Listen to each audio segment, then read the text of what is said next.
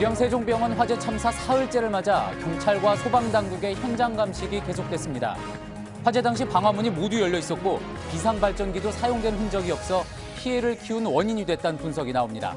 또 병원 건물은 12번이나 불법 증개축됐는데 이행강제금을 내면서도 또 증축을 했던 걸로 드러났습니다. 오늘부터 화재 희생자들의 발인이 시작됐습니다. 합동분향소가 마련된 밀양 문화체육회관에는 전국 각지에서 조문객들의 발길이 이어졌습니다. 지난달 발생한 충북 제천 스포츠센터 화재 희생자 유족들도 분향소를 찾아 가족을 잃은 슬픔을 함께 나눴습니다. JTBC가 입수한 다스 관련 통화 녹음 파일을 분석하는 과정에서 이명박 전 대통령이 서명한 다스 문건의 존재가 드러났습니다. 다스 실소유주 논란을 풀 근거가 될 가능성도 제기되는데 다스 관계자들이 이런 문서들을 구덩이에 파묻거나 태우는 등 조직적으로 파기한 정황도 녹음에 담겼습니다. 가상통화 열풍에 투자 비법을 알려준다며 투자자들을 유혹해 고액의 수강료를 받는 이른바 족집게 특강이 성행하고 있습니다. 정부는 오는 30일부터 가상통화 거래계좌 실명제를 시행하는 등 본격적인 규제에 들어갑니다.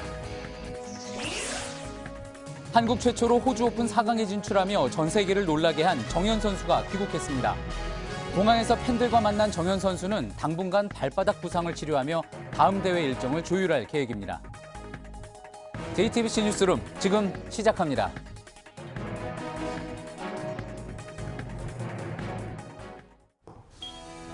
공기청정기가 도로 위로, 내일을 바꾸는 현대수소 전기차. 경남 밀양의 세종병원에서 화재가 발생한 지 사흘째인 오늘 의식이 없던 중상자 1명이 숨을 거둬 사망자는 38명으로 늘었습니다. 여전히 의식이 없는 1명을 포함해 2명은 위독한 상태입니다. 유가족들의 오열 속에 발인이 시작됐습니다. 하지만 희생자가 한꺼번에 나와 4명의 빈소는 아직 차려지지 못했습니다. 화재 현장에선 3차 감식이 진행됐습니다. 병원에서 불법 증개축이 여러 곳 있었고 사고 당시 방화문과 비상발전기는 작동하지 않은 걸로 확인됐습니다. 현장에 나가 있는 기자 연결해 이 소식부터 들어보겠습니다. 윤두열 기자, 사망자들이 이제 모두 질식한 걸로 나타났는데 이 연기 확산을 막을 수 있었던 건 방화문 아닙니까? 그런데 이 방화문이 모두 열려 있었다고 하죠? 네, 화재 현장에 들어갔던 소방관들은 방화문이 열려 있었다고 증언했습니다. 오늘 현장 감식반도 들어가서 방화문을 살펴봤더니 이 방화문이 훼손돼서 훼손된 틈 사이로 많은 연기가 들어갔을 것이라고 말했습니다. 또 화재 발생이 있었던 1층에는 아예 방화문이 없었습니다. 이 방화문만 잘 닫혀 있으면 대피를 하지 못해도 화염은 물론이고 연기를 막을 수 있습니다. 지난 2010년 부산 해운대 고층 건물 화재 때나 2015년 성남 학원 건물 화재 때 효과가 입증된 바 있습니다. 최신 건물의 방화문은 불이 났을 경우 자동으로 내려오는데요. 세종병원의 경우에는 여닫는 철제문이 중앙측 양 계단 옆에 설치되어 있었습니다. 항상 닫아놔야 하지만 통행이 불편해서 열어뒀던 것으로 보입니다. 만약 1층에 방화문이 설치가 돼 있었더라면 혹은 2층에서 5층 사이의 방화문이 굳게 닫혀 있었다면 피해를 줄일 수 있었을 것이라는 지적이 나오고 있습니다. 예, 그러면서 이제 또 비상발전기가 과연 작동을 했느냐 이 여부도 관심입니다. 산소호흡기나 엘리베이터, 이게 비상발전기가 작동을 해야지 정전이 됐을 때도, 화재 후 정전이 됐을 때도 가동을 하는 거 아니겠습니까? 이것 때문에 숨진 환자가 있었다는 주장이 또 나오는데 이 부분에 대한 조사도 진행이 된 게 있습니까? 네, 세종병원의 비상용 발전기는 수동으로 작동하는 시스템인데요. 공교롭게도 이 발화 지점으로 추정되는 응급실 내 탈의실 옆에 설치돼 있었습니다. 합동 감식반이 이 발전기를 살펴봤는데 작동한 흔적을 발견하지 못했습니다. 경찰은 목등에서 그을음이 발견되지 않은 희생자 4명에 대해서 오늘 오후에 부검을 실시했습니다. 모두 산소호흡기를 착용했던 중환자들입니다. 유족들은 전기가 끊겨 산소호흡기가 멈춘 것이 분명한데 굳이 고인을 다시 옥보인다면서 강력하게 항의했습니다. 또 1층에서 발견된 엘리베이터 안에서도 희생자 6명이 나왔죠. 이 엘리베이터도 화재 때 전기 공급이 끊기면서 문이 열리지 않았을 가능성이 제기되는데 이 부분에 대해서는 현재 조사가 진행 중입니다. 예, 특히 이 부분에 대해서 아주 면밀한 조사가 진행이 돼야지 될 것 같은데요. 또 이제 처음 연기가 나기 시작한 시간과 119 신고 시간, 119에 신고를 한 시간 사이에 꽤 간격이 있다 이런 지적도 나오지 않았습니까? 결국 병원이 이제 자체적으로 불을 끄려다가 신고가 늦어졌다. 그러니까 초동 대응이 좀 잘못됐다 이런 지적도 나오고 있죠. 네, 합동감식반은 1층에서 7대, 3층에서 소화기 2대를 작동한 흔적을 발견했다고 밝혔습니다. 1층에선 소화기 가루도 발견됐습니다. 공개된 응급실 CCTV에는 7시 25분에 연기가 나고 또 한 남성이 소화기를 들고 뛰어다니는 모습을 확인할 수 있는데요. 소방서에 신고한 시간은 7시 32분입니다. 이 초기 7분이 피해가 커지는데 결정적인 역할을 한 것이 아니냐 이런 지적이 나오고 있습니다. 지금까지 화재 현장인 밀양 세종병원에서 JTBC 윤두열입니다. 예, 밀양 세종병원 화재 당시 소방대가 무전교신한 녹음 파일을 JTBC 취재진이 단독 입수했습니다. 병원 곳곳에서 벌어졌던 긴박했던 상황이 고스란히 담겨 있습니다. 다만 소방서 측에서 소방차 블랙박스는 공개하지 않겠다고 했습니다. 배승주 기자입니다. 지난 26일 아침 7시 32분 세종병원에서 화재 신고가 접수됩니다. 예, 세종병원입니다. 불 났습니다. 빨리 좀 와주십시오. 예. 세종병원 1층 응급실에. 신고를 받고 출동한 소방대는 3분 만에 현장에 도착했습니다. 하지만 연기가 비상구까지 뒤덮었고 안에 갇힌 환자들은 창문을 열고 살려달라고 외쳤습니다. 현장 파악을 마친 소방서장의 첫 지시는 내부 진입이었습니다. 그런데 6층에서 통지가 놓고 부분들 2층, 1층 빨리 편성해서 진입하고 사람이 있는 지금 요양 본부가 수신 이동 방법도 진입하기 바라. 화염을 뚫고 내부로 진입한 구조대원의 응답은 마스크를 거치면서 힘겹게 전달됩니다.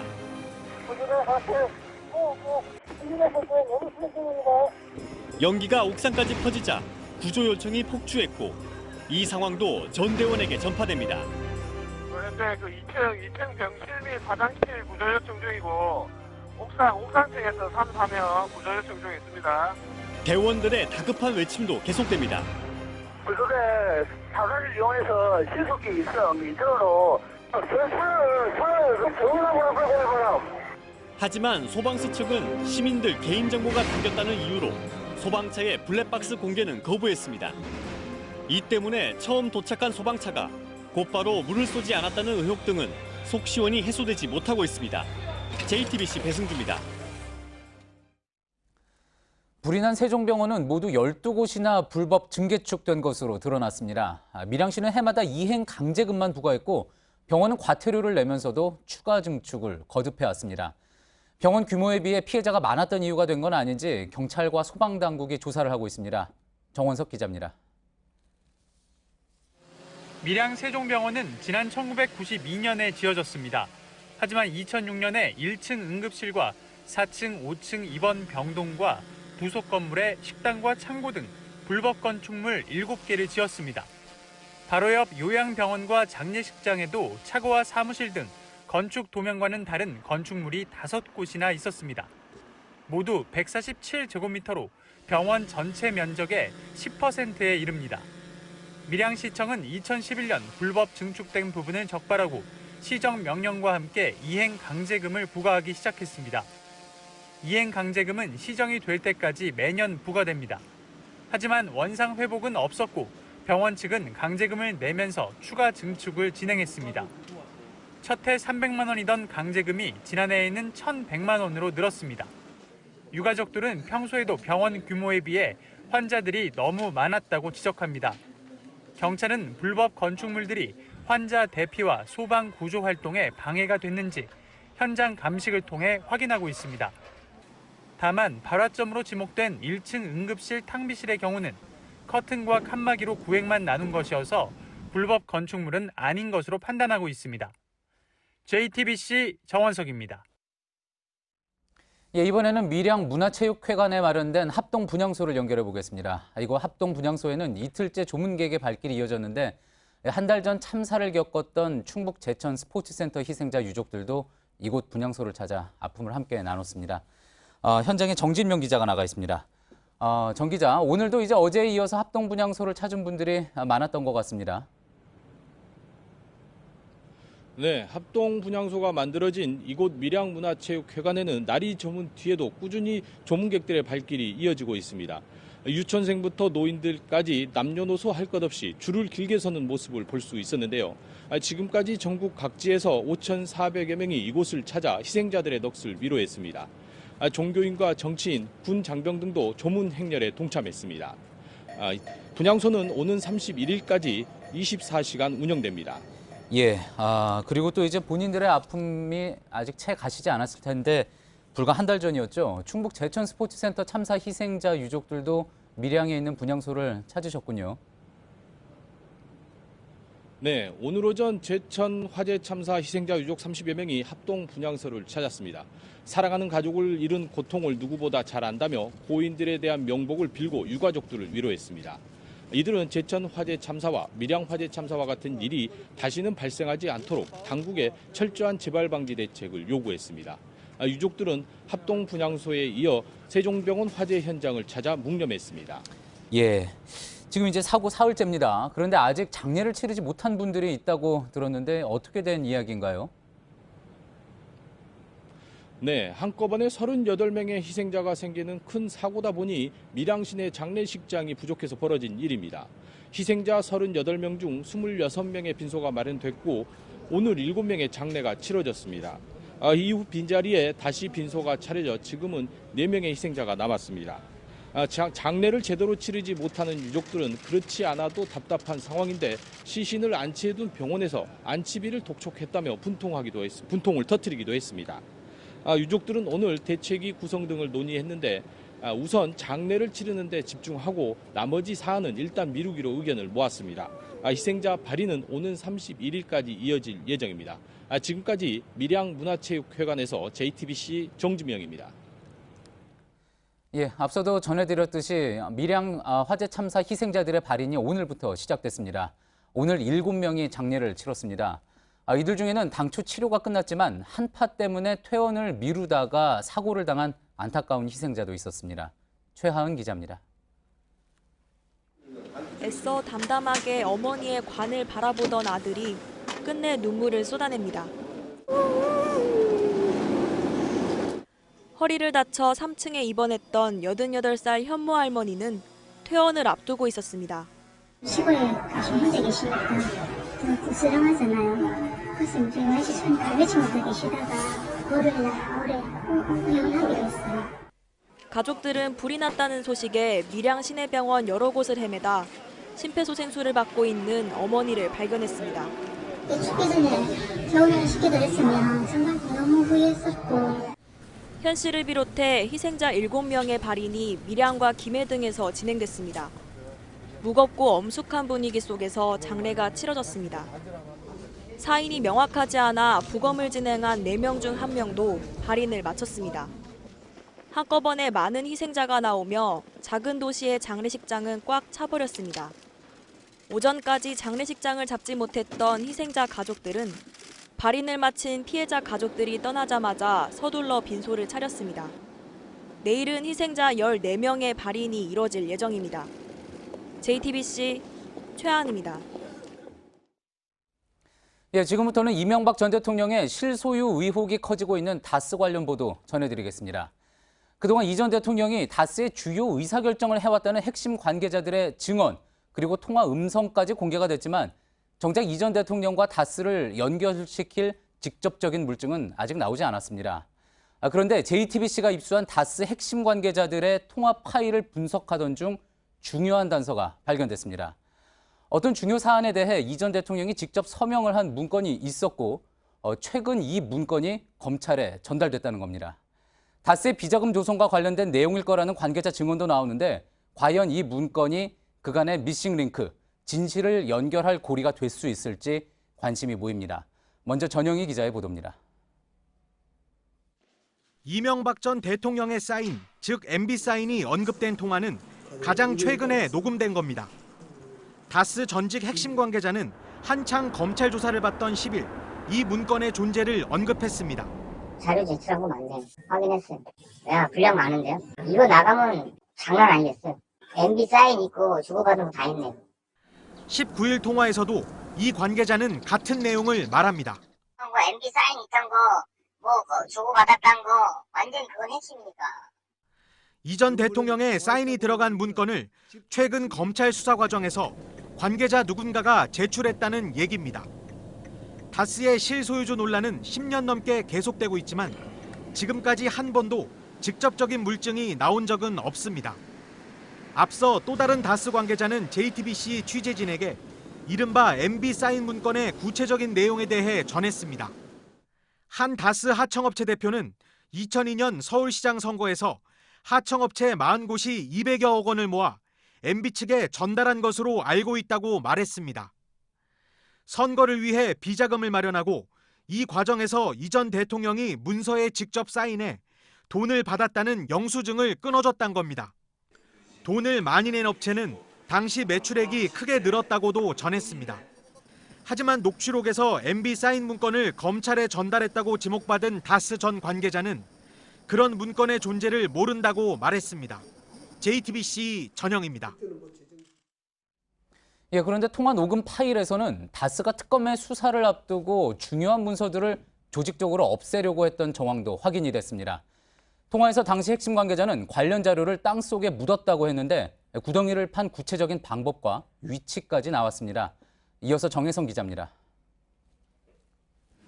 2008년 당시 총무부장으로 근무했던 다스의 핵심 관계자는 통화에서 자신이 증거인멸에 가담한 사실을 털어놓습니다. 내 기억에는 할 때는 구덩이 파가지고 눈짝할 때 그때 그밖에 나는 행동을 합리한 것밖에 없거든. 다스 부장급을 중심으로 중요한 문서들을 없앴다는 겁니다. 구덩이를 파서 관련 자료를 넣었다면서 당시 상황을 정확히 설명합니다.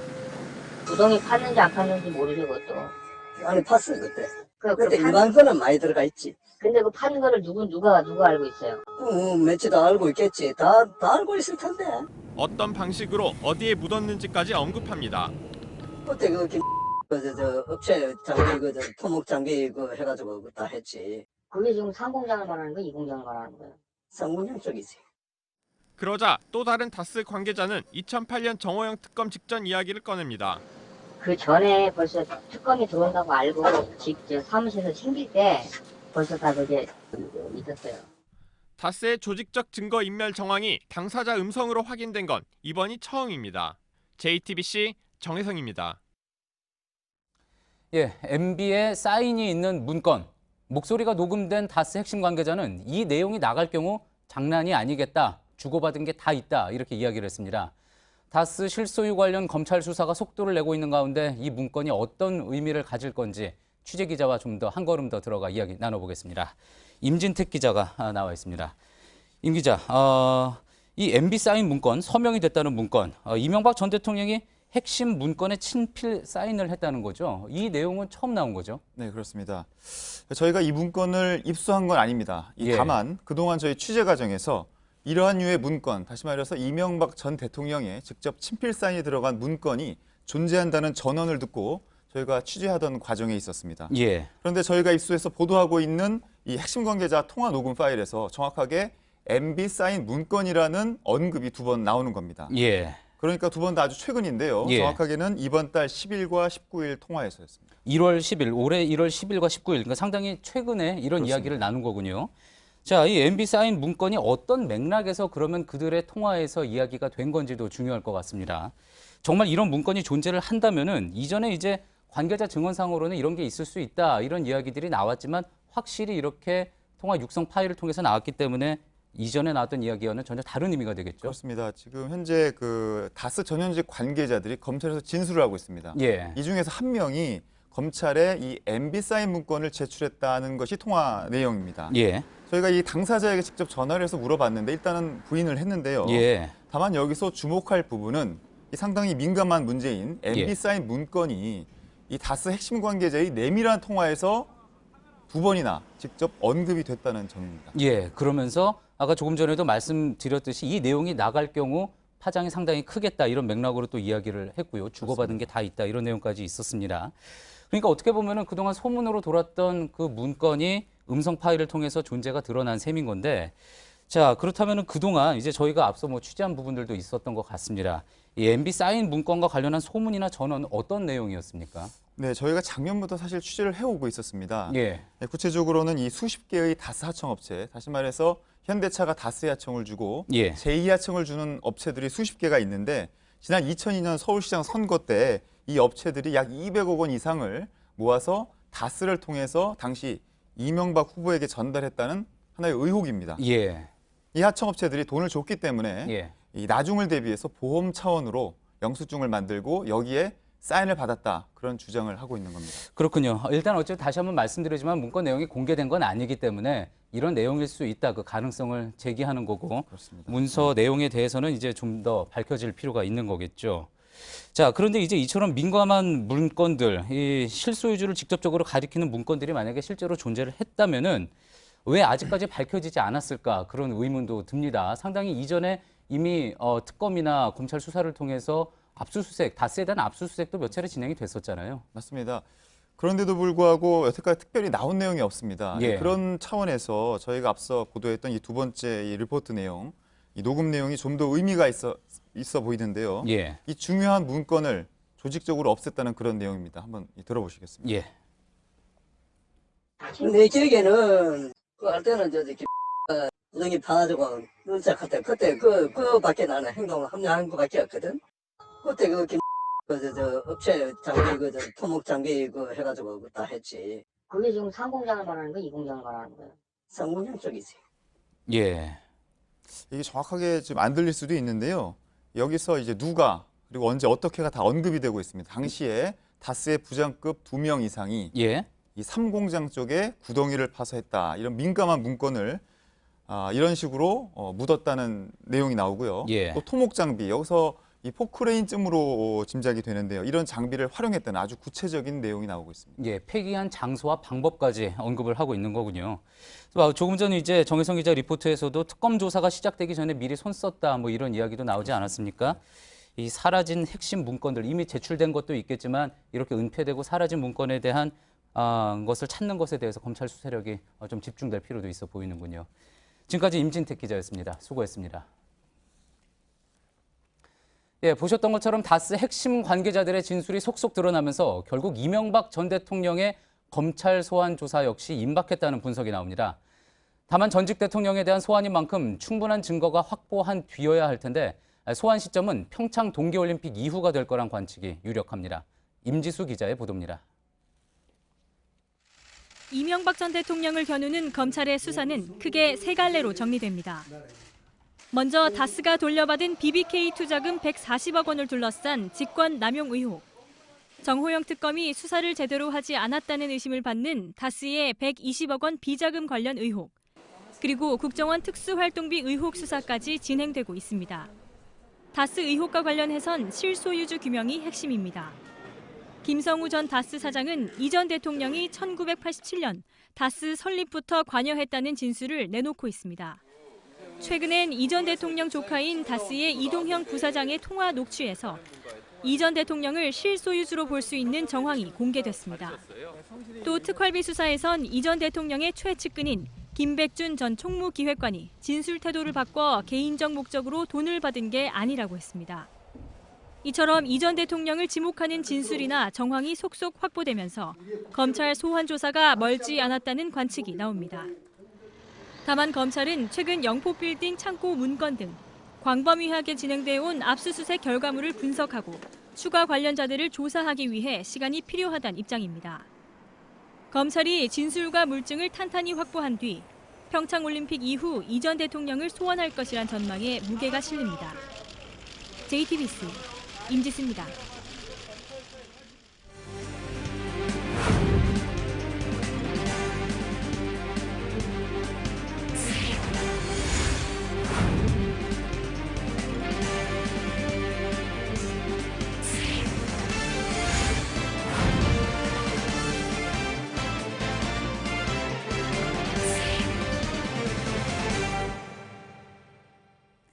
세계를 놀라게 한 남자 테니스의 정현 선수가 오늘 귀국했습니다.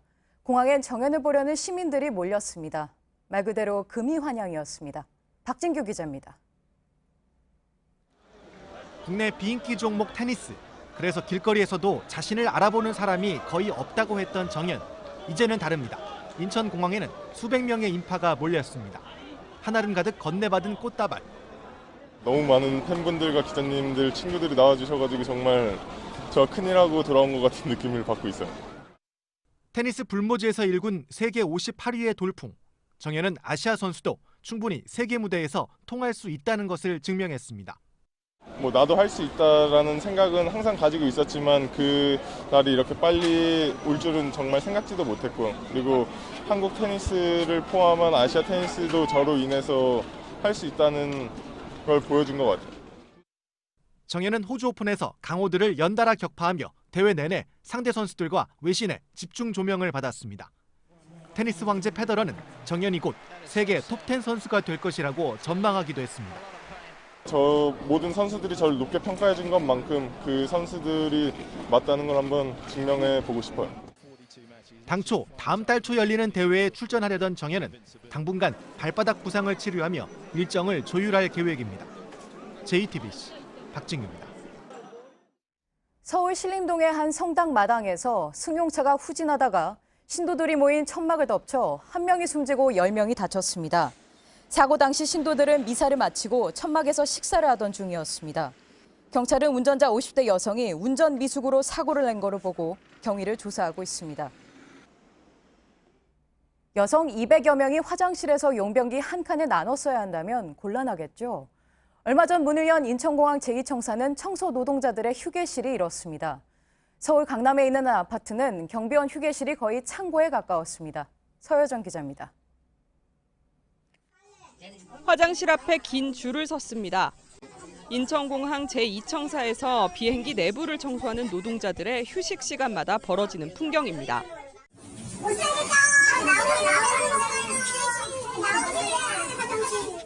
여성 노동자 260명이 일하지만 용변기는 하나뿐입니다. 공항 승객들이 이용하는 화장실에 가려 해도 너무 멀어 이용할 수가 없습니다. 쉬는 시간 1시간을 화장실 순서 기다리는 데 쓰기 일쑤입니다. 승객들 이용하는 데는 화장실이 많죠. 깨끗하고 넓고. 활주로가 사실 몇 킬로 되거든요. 승객짐을 여객기에 싣는 노동자들 역시 밖에서 대기하는 게 쉬는 시간입니다. 휴게실이 따로 없어 창고에서 비닐을 둘러 추위를 막습니다. 강남의 한 아파트 경비원 휴게실도 열악하긴 마찬가지입니다. 휴게실로 들어서는 통로는 어둡습니다. 천장엔 배수관 등이 그대로 드러나 있습니다. 사실상 창고라고 말합니다.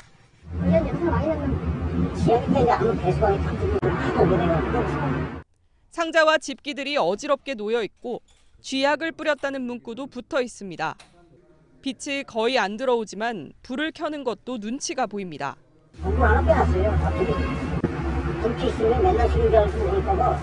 비정규직 노동자들의 처우를 개선하기 위한 숙제가 아직도 많이 남아 있습니다. JTBC 서효정입니다. 지난해 대테러 장비 비용을 빼돌린 한국공항공사 직원들에게 유죄가 선고됐습니다. 정규직 4명의 비리를 밝히는데 비정규직의 증언이 결정적이었는데 이 직원은 최근 계약이 해지됐습니다.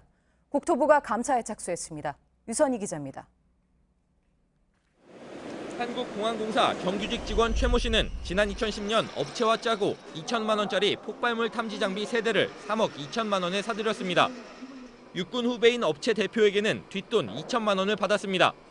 최 씨와 또 다른 정규직 3명은 가짜 부품 서류를 꾸며 3,800만 원을 빼돌리기도 했습니다. 검찰이 이런 사실을 밝히는 데는 이를 목격한 비정규직 김모 씨의 증언이 결정적이었습니다. 사실 그대로만 이야기를 했습니다. 법원에서 증인 출석 요청서가 와서 그때도 법정에서 증언을 했습니다.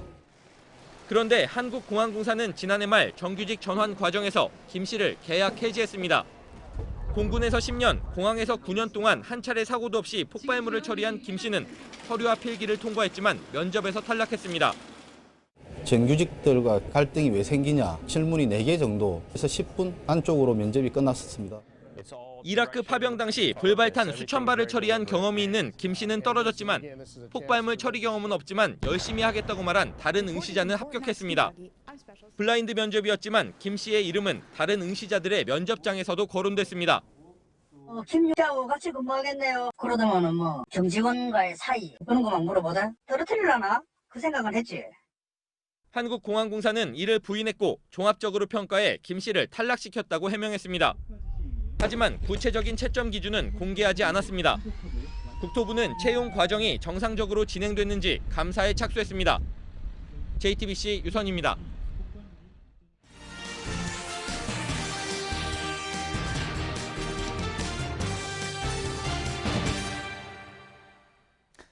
족집게 특강이다, 프리미엄 상담이다, 가상통화 열기에 요즘 이런 이름을 내걸고 투자 비법을 알려주겠다는 곳들이 우후죽순 생겨나고 있습니다. 강의료가 많게는 1,000만 원에 달하는데 내용은 허술하기 짝이 없거나 무작정 투기를 부추기는 경우가 많다고 합니다. 정부가 오는 30일 이 열기를 잠재울 대책을 시행할 예정인데 오늘의 이슈 체크, 먼저 송지혜 기자의 보도입니다. 30대 회사원 김모 씨는 2시간에 80만 원짜리 가상통화 온라인 강의를 신청했다가 곧바로 후회했습니다. 그래도 노하우가 좀 있겠지라고 생각해서 들었는데 별다른 내용은 없더라고요. 진짜 그냥 아주 단순한 내용들, 그냥 책에 다 나오는. 기본적으로 이런 차트를 보시면서 여러분들이 투자를 하셔야 돼요. 또 다른 가상통화 온라인 강의 사이트에선 5개월 이벤트가가 300만 원입니다. 매수가, 매도가 저희가 정확하게 찝어서 문자로도 드리고 방송에서도 말씀해 주시고. 저쪽과는 이제 잡힌 것 같다. 직접 가상통화를 캐는 채굴 사업을 컨설팅해준다며 1,000만 원을 요구하는 곳도 있습니다. 소셜 네트워크 서비스를 통해 정보를 나누는 단톡방도 늘고 있습니다. 한 달에 비트코인 0.07개, 우리 돈 약 90만 원을 내야 하는 이른바 프리미엄 방에선 수익률 100% 달성을 도와준다며 유혹하기도 합니다. 전문가들은 이런 족집게 강의가 위험하다고 지적합니다. 별로 효용이 없기 때문에 주식시장에서는 폐기가 됐는데 그게 이제 가상화폐 시장 쪽으로 넘어온 걸로 그렇게 생각이 됩니다. 정확하게 예측할 수 있는 사람이라는 건 결국 없잖아요. 특히 가상통화는 주식처럼 가치를 판단할 근거가 부족한 데다 정책 변화에 가격이 급등락하는 특성이 있는 만큼 검증되지 않은 투자법을 무턱대고 따라가는 건 금물이라는 조언입니다. JTBC 송지혜입니다. 이처럼 비정상적인 열풍에 제동을 걸기 위해 정부가 오는 30일부터 가상통화 거래 실명제를 도입하기로 했습니다. 그동안은 이메일 주소만 가지고도 거래소에서 가상 계좌를 하나 만들어 여기에 돈을 넣고 마음껏 코인을 사고 팔 수가 있었던 거죠. 그러다 보니까 누가 얼마나 거래를 하는지 알 수도 없고 소득이 없는 학생들도 무제한 거래를 할 수 있었던 겁니다. 앞으로 이제 실명제가 도입이 되면은 외국인과 미성년자, 특히 소득을 입증할 수 없는 사람들은 거래가 힘들어지고 또 자금 세탁 등 문제의 소지가 있는 계좌는 금융당국의 추적도 가능해집니다. 이렇게 하면 가상통화 시장에 흘러가는 돈은 어느 정도 막을 수 있게 되는 거죠. 하지만 상실감이 큰 젊은 층에게 제2, 제3의 가상통화는 언제든 또 등장할 수 있습니다. 특히 최근 인터넷 불법 도박 사이트에는 일확천금을 꿈꾸는 청소년들까지 부쩍 늘었습니다. 이어서 이상화 기자의 보도입니다. 돈을 건 뒤 몇 초 안에 승패가 결정되는 온라인 도박에 젊은 층이 몰린다는 지적이 나옵니다. 30만 원까지 10분도 안 돼서 이렇게 막 돈을 벌고 그래가지고 저것 때문에 그 쾌감에 했다가 나중에는 잃는 것도 쉬워가지고. 짧은 시간 안에 원금의 수십 배를 잃을 수도 있지만 이용자들은 거리끼지 않습니다.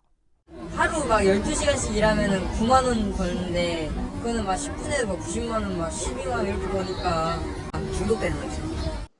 전문가들은 정상적인 방법으로는 성공할 수 없다는 생각이 온라인 도박 같은 한탕주의에 빠져들게 한다고 지적합니다.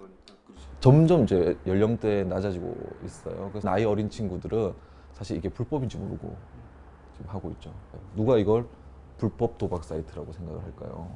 그냥 뭐 주식 같은 느낌. 이 같은 온라인 도박은 불법이지만 청소년들에게도 무방비라는 지적이 나옵니다. 성인 인증 절차 없이 가입 가능하고 온라인에서 버젓이 광고까지 이루어지고 있습니다. JTBC 이상화입니다.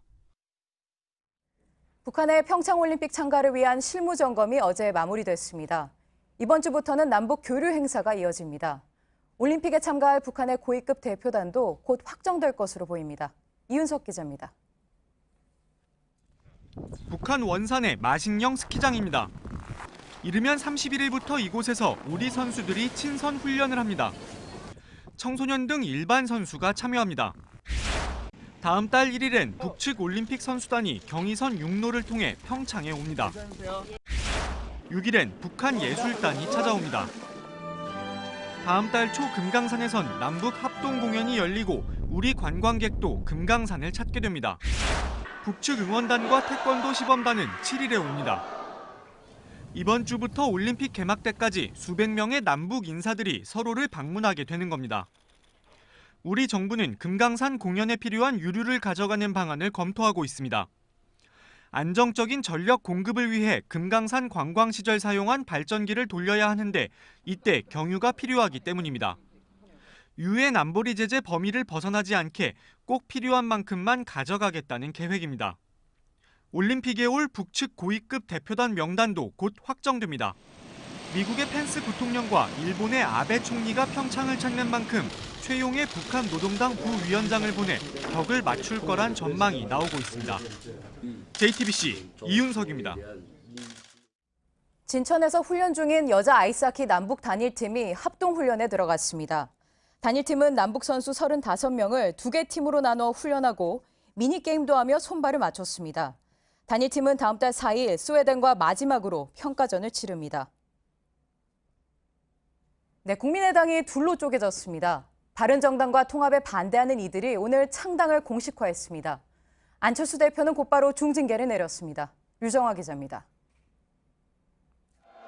오늘 오후 2시 바른정당과의 통합에 반대하는 국민의당 인사들이 민주평화당 창당 발기인 대회를 열었습니다. 연합 저지하고 촛불혁명 완수하자! 현역 의원 16명을 비롯한 당원 2,400여 명과 권노갑 등 동교동계 고문들도 함께했습니다. 지난 2년 동안 검증되지 않은 지도자 안철수에 대한 이미지 정치의 허상을 보았습니다. 발기인 대회 직후인 오후 3시 안철수 대표는 당모위를 소집해 박지원 의원 등 창당에 참여한 179명에 대해 당원권 정지라는 중징계를 내렸습니다. 지금까지 대한민국 정당 역사상 있을 수 없는 일들이 자행되고 있습니다. 그래서 정당 파괴 행위라고 저는 말씀드리고 싶습니다. 반대파의 창당 추진을 당을 파괴하는 디지털 시대의 강목 전당대회라고 강하게 비난하기도 했습니다. 안 대표는 징계 결정과 동시에 통합추진위원회를 확대 구성했습니다. 일주일 후인 다음 달 4일 통합을 위한 전당대회를 엽니다. 그로부터 이틀 후인 내달 6일 통합 반대파는 창당 전당대회를 갖습니다. 이제 국민의당의 분당은 되돌리기 어렵게 됐습니다. JTBC 유정아입니다. 우리 시간으로 오늘 오전 6시쯤 러시아 이르쿠츠크 아론섬에 있는 게스트하우스에서 불이 나 우리 국민 4명 등 5명이 다쳤습니다. 외교부는 이곳에 있던 한국인 8명 가운데 중상이 2명, 경상이 2명, 또 4명은 대피했다고 밝혔습니다. 중상자는 병원으로 옮겨졌고 생명엔 지장이 없는 것으로 알려졌습니다. 금융위원회가 은행의 채용 비리가 사실로 확인되면 최고 경영자와 감사에 해임을 추진하는 등 엄중 처벌하겠다고 밝혔습니다. 앞서 금감원은 시중은행의 3년간 채용 과정을 조사했고 5개 은행에서 22건의 비리 정황을 발견해 관련자들을 검찰에 수사 의뢰했습니다. 네, 일주일째 계속된 한파에 곤혹스러운 일 없으셨는지요? 베란다에 내놨던 세탁기의 배관이 얼어붙는 집이 속출하고 있습니다. 오늘 빨래방마다 밀린 빨래하려는 사람들이 몰려 온종일 북적댔습니다. 전다빈 기자입니다. 24시간 세탁할 수 있는 동전 빨래방이 한파 특수를 맞았습니다. 세탁기가 얼어붙어 빨래를 하지 못한 손님들이 밀린 빨랫감을 들고 몰리면 섭니다. 전국 곳곳에서 세탁기 동파 사고가 이어지면서 빨래방엔 평소에 볼 수 없었던 빨래줄이 길게 늘어섰습니다. 자구책을 동원하는 가정도 늘었습니다. 주부 최상숙 씨의 집엔 베란다가 아닌 거실 한복판에 세탁기가 놓여 있습니다. 세탁기가 베란다에 그 배수관이 얼었어요. 빨래가 한 3, 4일 못하니까는 빨래양이 너무 많아져가지고 이제 막 수건도 없고 이제 갈아입을 옷도 없고 막 이렇게 돼가지고 어저께 옮겨가지고. 가전업계에 따르면 최근 강추위에 세탁기 동파 관련 AS 문의는 지난해보다 2배에서 3배 증가했습니다. 기온이 영하 10도 이하로 떨어질 경우 되도록 가정 내 세탁기 사용을 하지 않는 것이 좋습니다. 부득이하게 써야 할 때는 먼저 헹굼 기능을 작동시켜 물이 제대로 들어가는지 확인해야 합니다.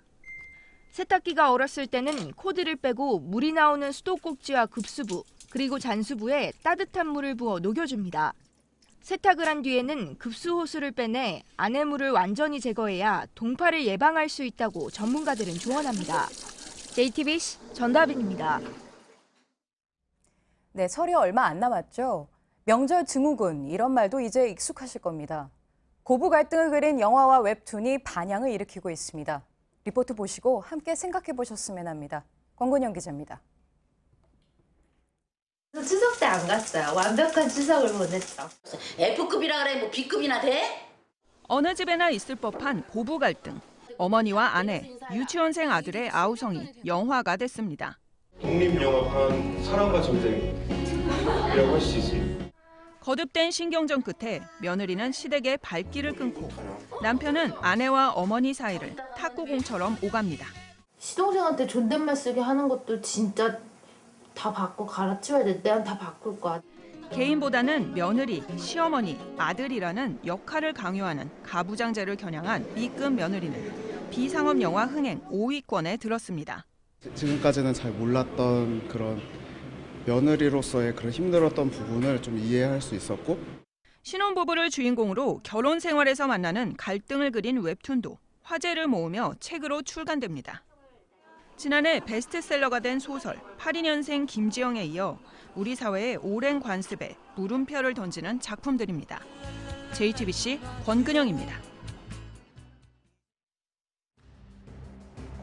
강원도 철원 평야의 멸종위기의 두루미 930마리가 찾아왔습니다.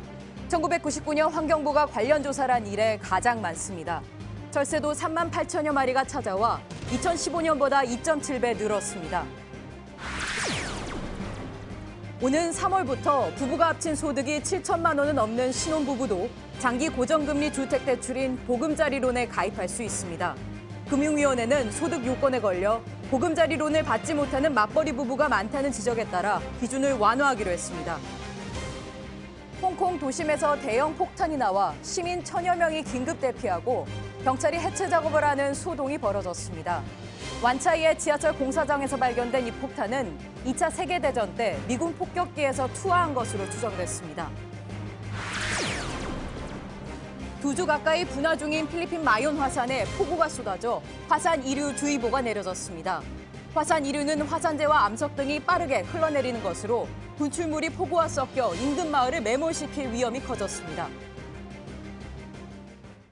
네, 주말에 주춤했던 추위는 내일 다시 찾아옵니다. 내일 아침에 서울이 영하 12도, 철원은 영하 20도까지 내려가 매우 춥겠습니다. 지금 눈이 내리는 제주도 외에도 서쪽 지방을 중심으로 내일 낮까지 눈이 예보돼 있습니다. 예, 저희 조금 전 뉴스 중에 속보 자막으로 보내드렸는데요. 오늘 오후 8시 7분 함경남도 장진에서 규모 3.2의 지진이 발생했습니다. 진앙은 6km 깊이고요. 군 당국에서는 자연 지진으로 보인다고 밝혔습니다. 기상청의 지진파 분석 결과가 나와야지 더 자세한 내용은 알 수 있겠지만 핵실험 조짐은 없고 자연 지진으로 보인다는 게 군 당국의 발표입니다. 네, 저희가 준비한 소식은 여기까지입니다. 시청해주신 여러분 고맙습니다.